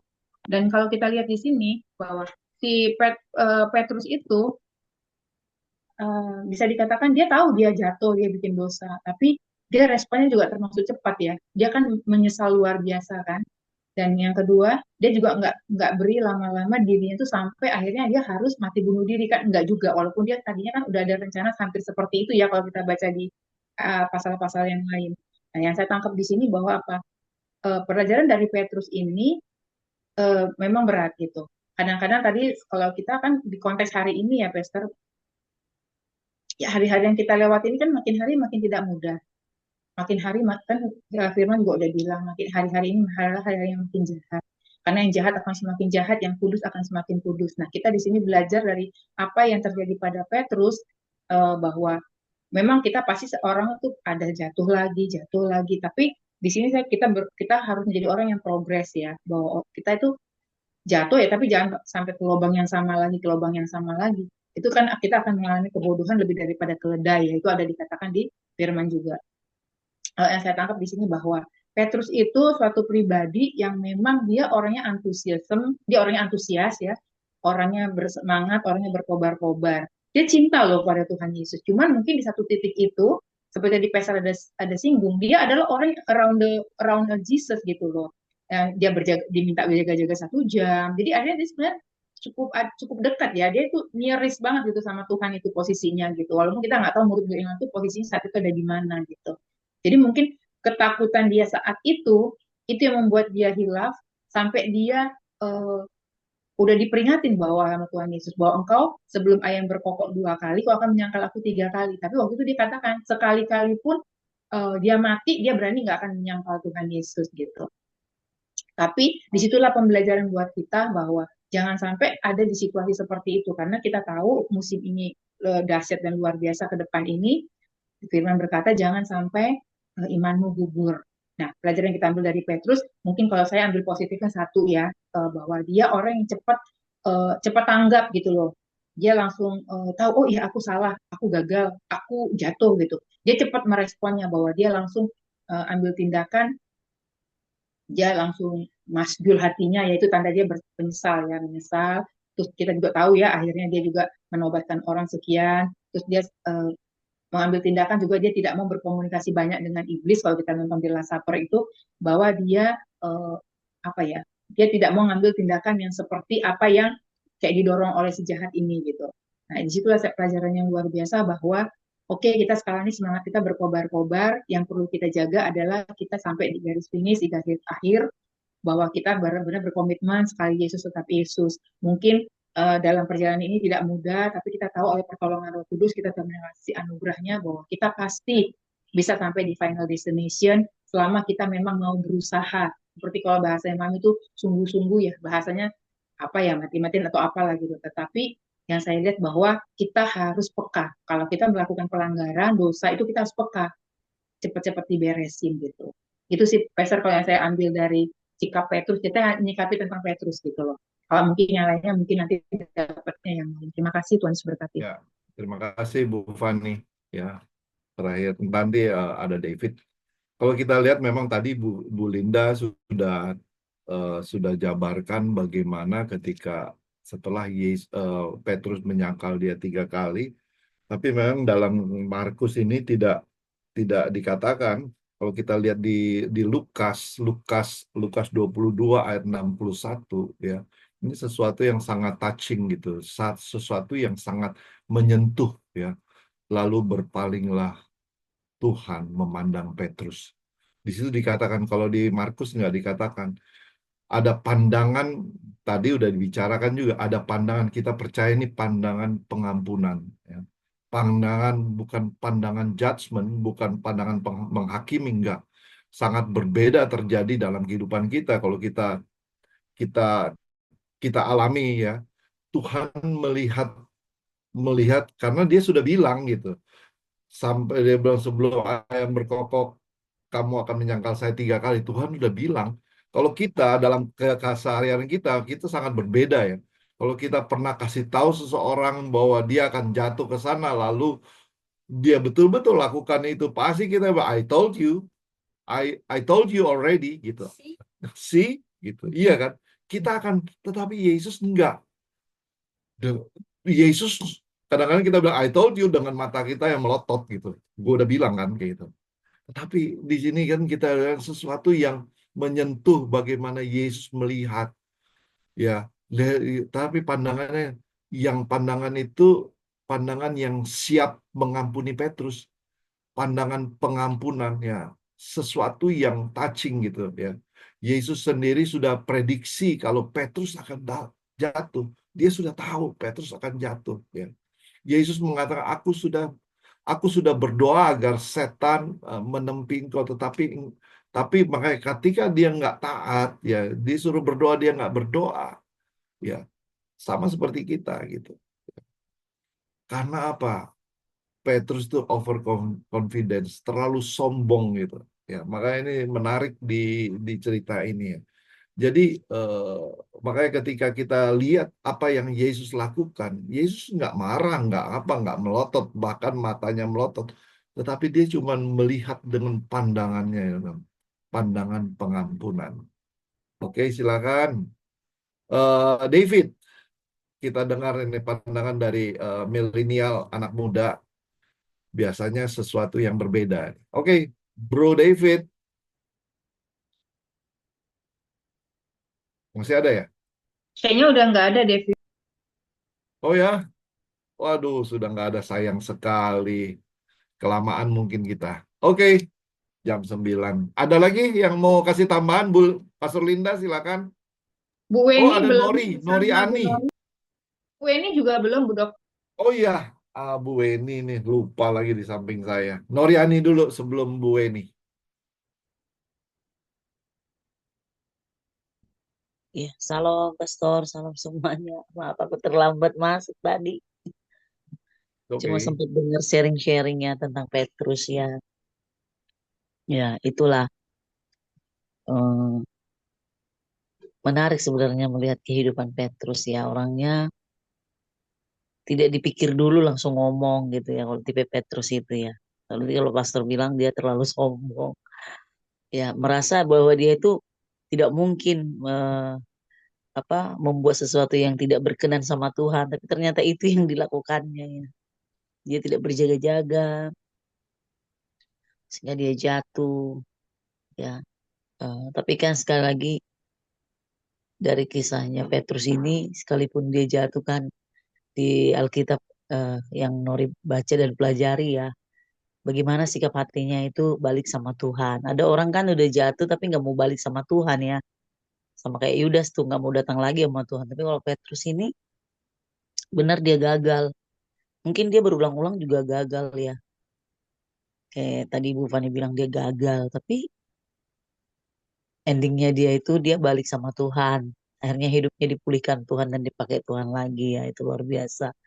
Yang mana tadi Pastor bilang Tuhan menatap Petrus, mungkin di situlah dia menyadari ya, kok saya bodoh ya. Tuhan udah ingatkan saya ulang-ulang diingatkan Tuhan untuk berjaga-jaga, tapi kok saya tidak dengar ya gitu. Nah, begitu Tuhan tatap ya, mungkin kalau menurut pemikirannya Nori nih, disitulah Petrus baru menyadari keberadaannya, menyadari perkataan Tuhan, lalu dia kembali sama Tuhan. Terima kasih Pastor, begitu sharing saya.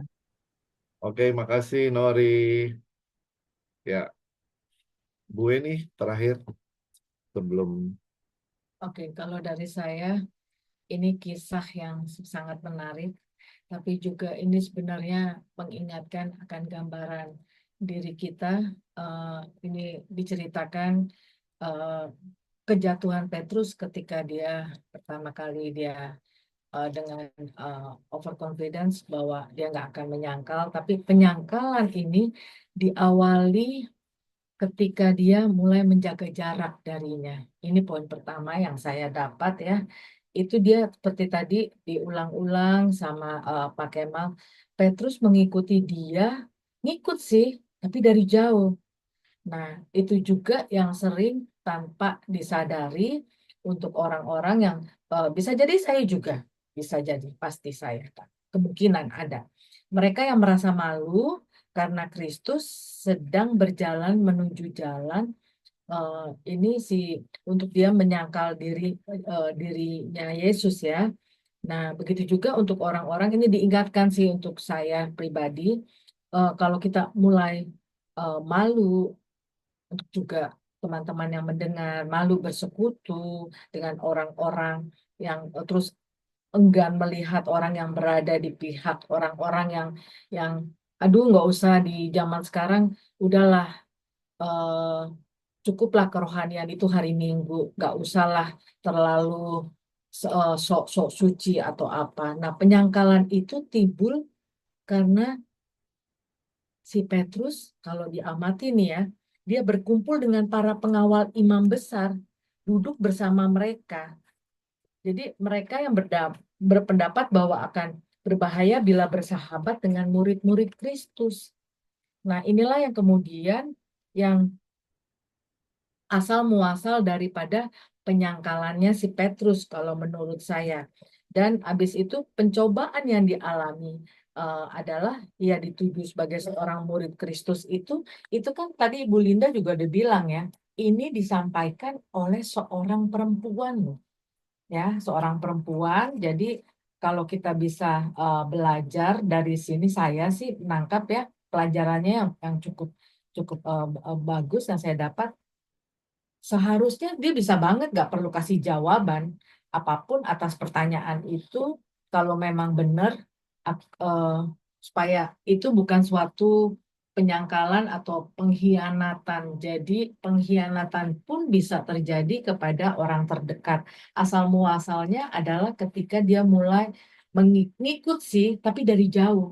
Nah, dosa itu kalau kejatuhannya si Petrus ini yang saya belajar lagi ketika waktu Yesus melakukan mukjizat, kasih makan 5.000 orang, dia mau tuh ngikut dengan ada di dekat gitu. Ini pembelajaran juga buat yang mahal, tapi yang paling luar biasanya adalah ya, kalau bagi saya penyangkalan cerita asal muasal kejatuhannya Petrus panjang, banyak ayatnya, tapi membicarakan, tapi ketika melukiskan duka citanya Petrus yang nangis sampai tersenduh-senduh di ayat 72 itu memang singkat, tapi seperti tadi Ibu Linda bilang, itu pertobatan yang sangat dalam sekali. Jadi itulah titik balik awal ketika pertobatan Petrus ketika dia mengakui bahwa iya, semestinya dia tetap ada yang seperti kalau kayak tadi kalau di Markus nggak dikasih lihat kan bagaimana Yesus melihat daripada siapa Petrus, dia matanya nggak mengintimidasi, tapi kalau tadi Ibu Linda gambarkan bahwa mengampuni, memahami, menerima apa adanya daripada pribadi si Petrus ini. Tapi karena dia tahu titik baliknya itu, karena dia maha tahu ya, Petrus responnya adalah dia menangis terseduh-seduh. Itu adalah kalau saya bilang itulah titik balik pertobatan dia sehingga terjadi pemulihan. Nah, bagaimana dengan kita tantangan ke depan? Kita berharap kita tidak menjaga jarak seperti karena kalau saya belajar kejatuhan Petrus berawal ketika dia mulai menjaga jarak daripada Tuhan. Itu sih kalau dari saya. Oke, terima kasih ya. Memang ketika ada kejatuhan baru kita bisa mundur. Bilang jaga jarak ketika dia lihat dia duduk di antara pengawal ada di ayat 54. Ya. Kemudian ada mereka cari saksi-saksi untuk memberatkan Yesus. Jadi ini satu konteks ketika sesuatu terjadi, umpamanya kenapa dia menyangkal ya. Jadi kita runut ke belakang. Akhirnya kembali kalau Pastor Linda kan dapat 3 poin dari situ karena confidence atau dia merasa bahwa dia itu hebat. Jadi kita ini pelajaran buat kita, jangan merasa kita hebat. Kita perlu Tuhan. Kalau saya lihat di sini juga ketika dia jatuh, sebelum dia jatuh, dia nggak berdoa juga si ini. Petrus nggak ada, kita nggak melihat apakah dia berdoa atau dia apa ya? Dia datang kepada Tuhan untuk berdoa atau dia mendoakan dari jauh, nggak juga gitu. Bersyafaat untuk Tuhan nggak juga, dia nggak di situ gitu. Tetapi ya makanya kita harus berjaga-jaga. Di sini dikatakan doa itu penting, bersyafaat itu penting, saling mendoakan komunitas. Jadi ketika dirunut ke belakang sehingga terjadi kejatuhan Petrus, nah itu dia. Jadi banyak hal Ketika dia juga melihat dari jauh, tapi ini ada poin positifnya juga, yang mana yang lain, ya kan? Petrus udah bagus, dia ada di sekitar situ, yang lain nggak terlihat, itu nggak ada ditulis di sini. Tulis dia Ya, kabur semua. ya. Tapi kalau dalam kitab Lukas dibikin sedemikian baik ya. Kalau di sini kan bukan hanya dia sangkal, tetapi dikutuk, dia ngutuk juga. Dia kutuk. Lukas itu, kalau penulis Lukas di situ dikatakan dia nggak mengutuk, nggak ada kata kutuk gitu. Itulah kadang-kadang aplikasi buat kita itu dapat, kita ada di dalam gereja, tetapi kita di luar, jauh kita jauh. Kadang-kadang kita nggak mendoakan nggak ada syafaat buat kita juga. Makanya ini pentingnya kita berkumpul, kita berdoa, bersyafaat ya. Oke, gitu aja. Waktu sudah menunjukkan pukul 9 lewat. Mungkin terakhir Ibu Linda, sebelum habis Ibu Linda mungkin ada tambahan masukan lagi dengan informasi Bible study yang kita lakukan hari ini sebelum ditutup. Kalau tadi kan Pastor Kemal bilang Tuhan Yesus sudah mengampuni setelah mengetahui bahwa Petrus menyangkal dengan pandangan tadi ya. Saya langsung ada satu pertanyaan di dalam diri saya. Pertanyaannya sederhana. Dia menyangkal, jatuh di dalam dosa, atau sebelum dia menyangkal? Nah, ini pertanyaan baik. Tuhan Yesus ya, kita tahu ya. Sudah mengampuni Petrus sesudah dia menyangkal atau sebelum dia menyangkal? Sebelum dia, kalau menurut saya, sebelum dia menyangkal. Atau ada yang sama, kalau dia udah tahu gitu. Tetapi dia tahu Petrus akan tersungkur, dia akan menangis. Dia tahu gitu. Ada yang contoh di sini tadi Bu Nori udah bilang, ada yang Tuhan Yesus tahu dia mengkhianat, tapi dia tahu ada setan di sini. Jadi Yesus itu tahu gitu. Kalau menurut saya. Oke. Saya tambahkan, kalau pertanyaan Pastor Linda, saya bisa jawab, sebelum ayam berkokok 3 kali, engkau akan menyangkal aku. Berarti Tuhan Yesus sudah tahu duluan bahwa dia akan menyangkal.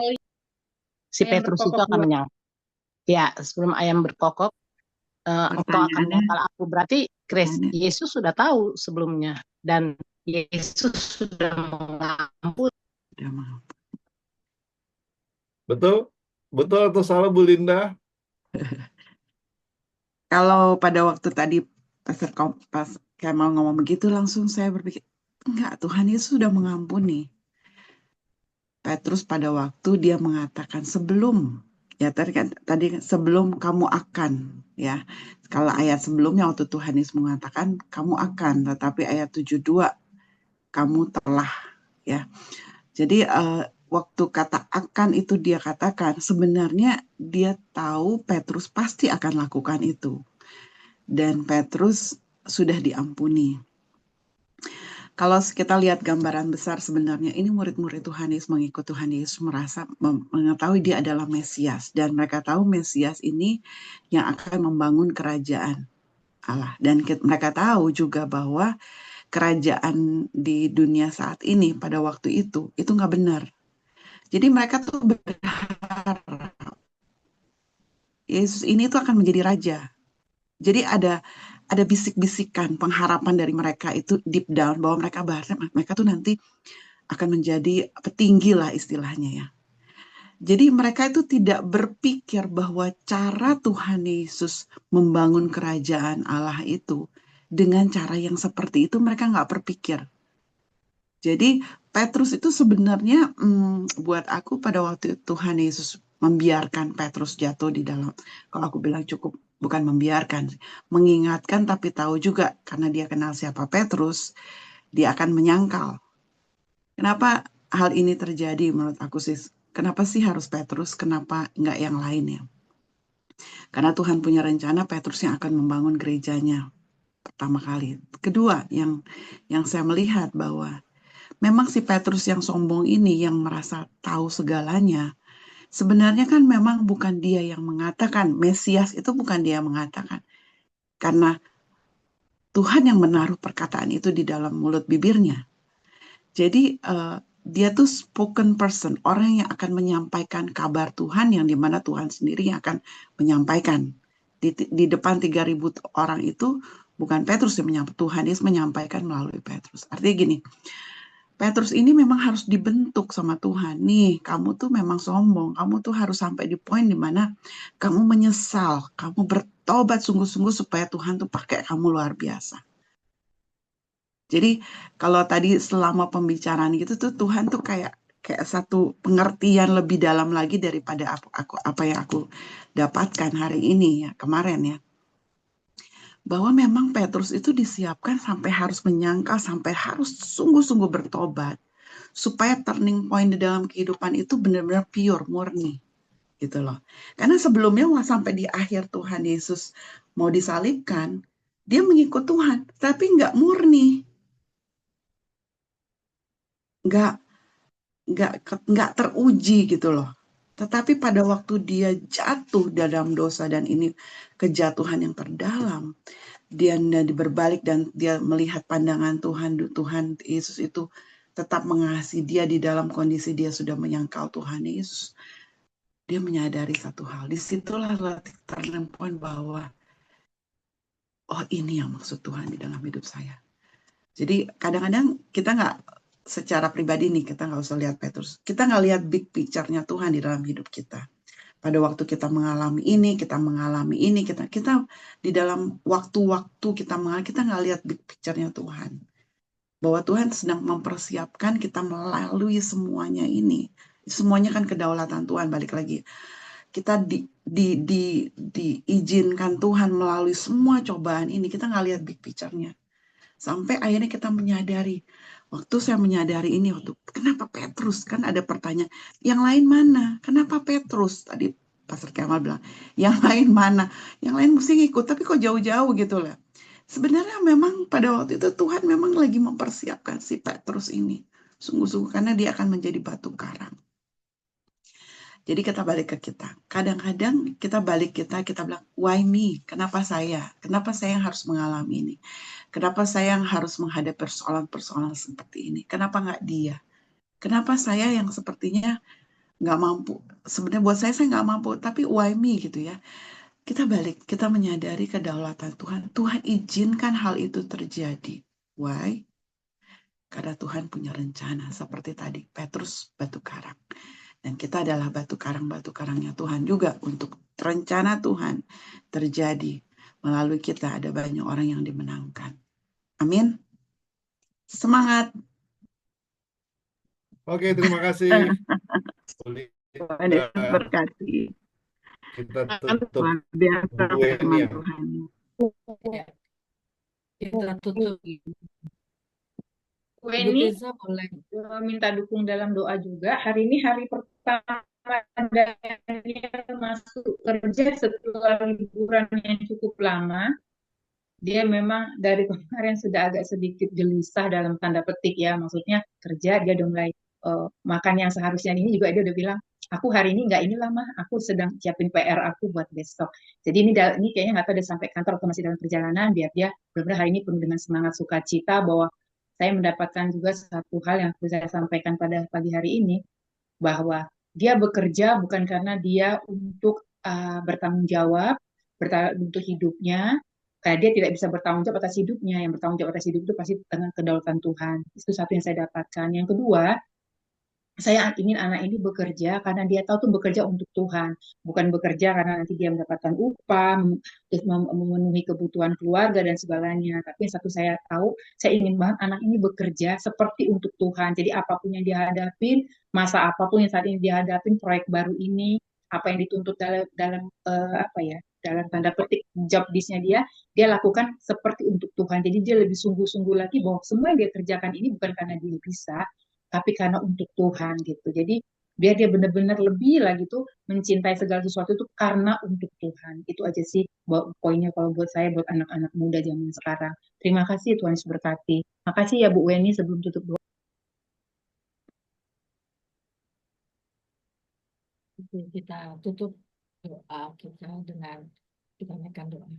Bapa di surga, terima kasih kembali Kau teguhkan kami Tuhan, bahwa segala sesuatu kehidupan kami itu bukan di bawah kendali kami, bahwa itu ada di bawah kendali Engkau, Allah yang hidup, Allah yang berkuasa, Allah yang mengetahui segala keperluan dan kebutuhan kami, Allah yang mengasihi kami dengan luar biasa, unconditional love. Tuhan, sebelum kami mau tutup, kami teringat akan Daniel, Tuhan, biarlah apapun yang menjadi kerinduan mamanya, kiranya boleh selaras dengan kerinduan Engkau, biarlah proses dalam kehidupannya, dalam pendewasaan mengenal akan Engkau, di dalam dia melakukan, mengelola, menanggapi segala sesuatu yang harus dia lakukan, biarlah dia melakukannya kembali untuk kemuliaan nama-Mu, dia melakukannya untuk Tuhan. Bapa di surga, kami menyerahkan kami yang sudah belajar bahwa apapun yang akan kami lakukan, apapun yang akan kami sampaikan, bahkan apapun yang ada di dalam hati, Engkau mengetahuinya Tuhan. Tuhan, terima kasih untuk setiap situasi atau keadaan yang kami belajar, yang sesuatu yang tidak enak sekalipun, ada maksud, ada maknanya Tuhan, bahwa Engkau ingin memproses kami untuk sesuatu proyek Engkau yang besar Tuhan, yang pasti untuk kemuliaan nama-Mu.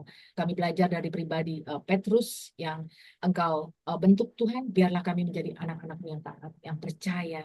Bukan hanya taat, tapi percaya sepenuhnya. Kami tidak berontak, tapi kami mau taat. Itu juga untuk aktivitas kami mau menyerahkan Engkau yang pimpin kami, Engkau yang memampukan kami Tuhan, untuk menyenangkan Engkau, untuk memuliakan Engkau, dan biarlah kami tetap menjaga hati, iman, pengharapan kami di dalam Engkau. Hanya di dalam nama Yesus kami berdoa dan mengucap syukur. Amin. Amin.